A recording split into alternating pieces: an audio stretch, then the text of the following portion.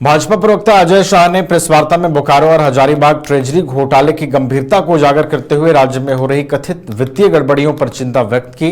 उन्होंने कहा कि यह मामला केवल कुछ स्थानों तक सीमित नहीं है, बल्कि राज्य के लगभग सभी क्षेत्रों में करोड़ों करोड़ों रुपए की गड़बड़ी की आशंका है। वहीं शाह ने राधाकृष्ण किशोर की जांच को लेकर उठ रहे सवालों को लीपापोती बताया और कहा कि इस घोटाले की व्यापक जांच जरूरी है।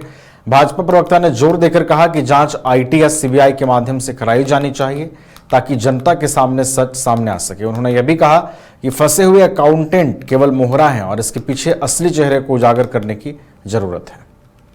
एक अकाउंटेंट है, अकाउंटेंट के ऊपर ट्रेजरी ऑफिसर है, डीडीओ है, उसके बाद बजट एलोकेशन में डीआईजी बजट का भी रोल है, तो कई सारे लोगों का रोल। देखिए, मैंने क्या कहा कि क्या 15 करोड़ रुपए हजारीबाग में एक अकाउंटेंट उड़ा ले रहा है और आप कह रहे हैं कि इसमें कोई रिस्पॉन्सिबल नहीं है।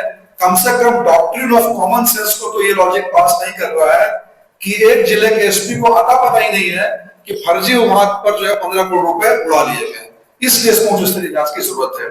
किसी ने ईडी का जिक्र किया, मैंने ईडी का नाम इसलिए लिया क्योंकि जब भी एफआईआर दर्ज होता है और उसमें बहुत बड़े पैमाने पर पैसे का लेन देन होता है तो ईडी की एंट्री होती है, जैसे पीएचडी डिपार्टमेंट में भी ईडी की एंट्री हुई।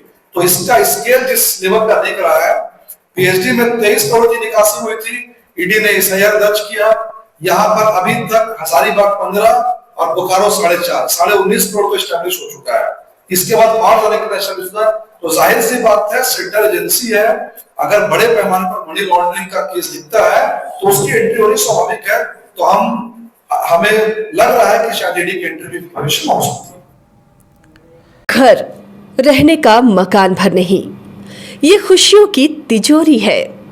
दरवाजे पर दस्तक देता पड़ोस, खिड़कियों से उमड़ आता आसमां, तारों में उलझी ऐसी ना जाने कितनी दास्तां।